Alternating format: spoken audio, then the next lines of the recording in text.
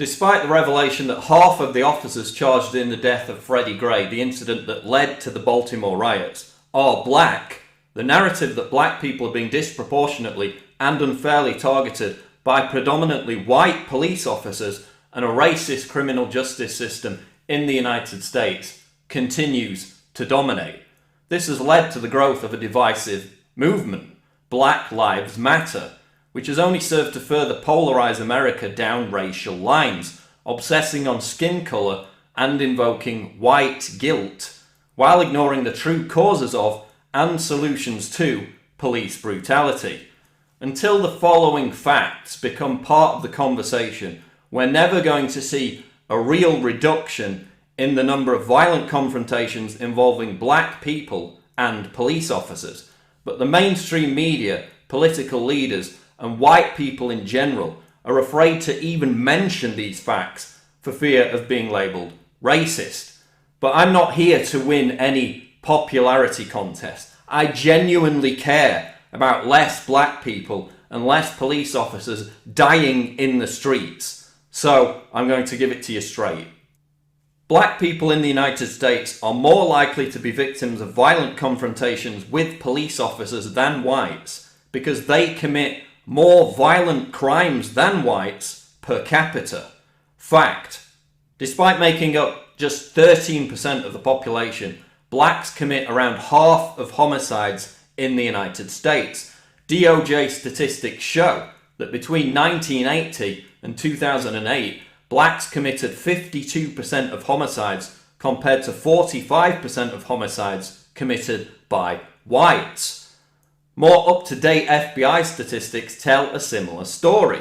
In 2013, black criminals carried out 38% of murders compared to 31.1% for whites. Again, despite the fact that there are 5 times more white people in the US.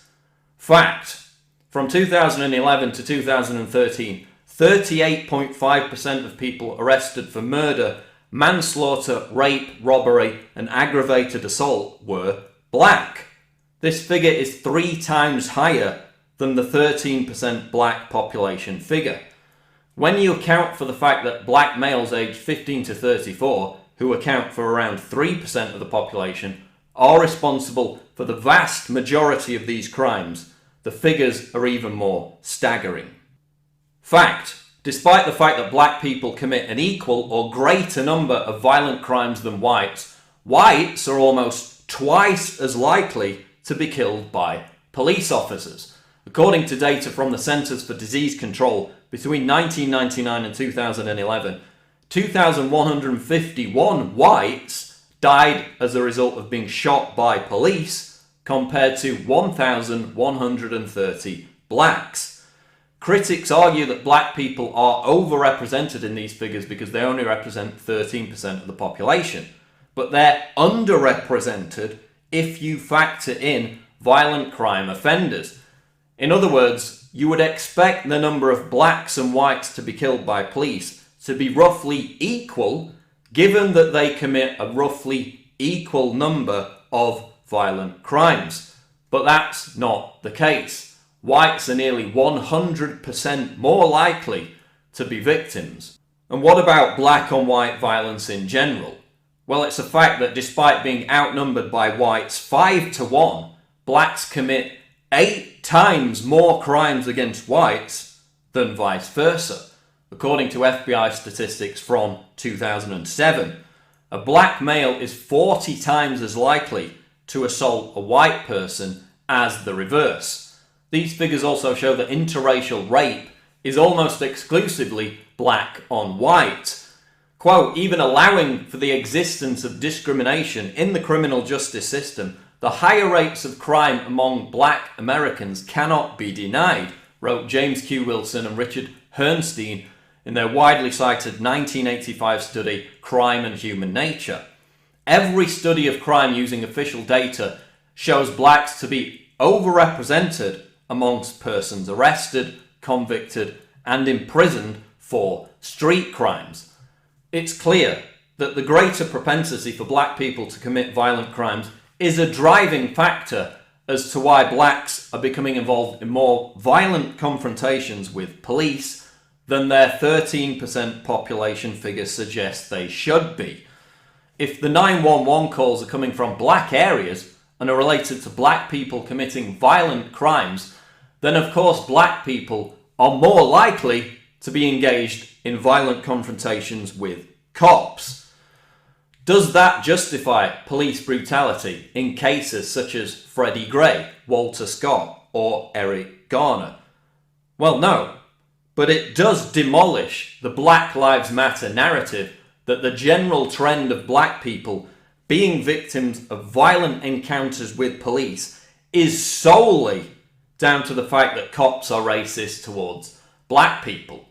Racism is a factor, but the statistics clearly show that by no means is it the only factor, and some would argue not even the dominant factor.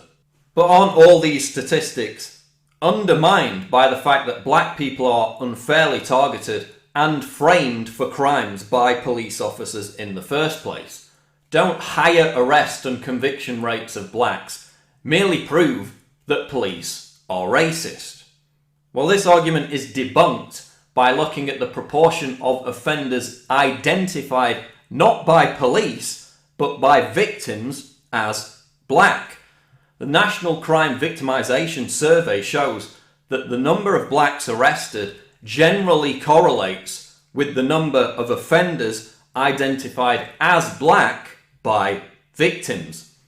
Studies suggest that the reason behind blacks being more likely to commit violent crimes are the dual issues of poverty, which exacerbates family breakdown, and a subculture amongst the black community that is tolerant of and glamorizes crime and violence. In the aftermath of the Ferguson and Baltimore riots, we saw the white, metropolitan, liberal media further legitimize this violence by openly justifying and even endorsing violent unrest that targeted mainly black-owned businesses. This is true racism.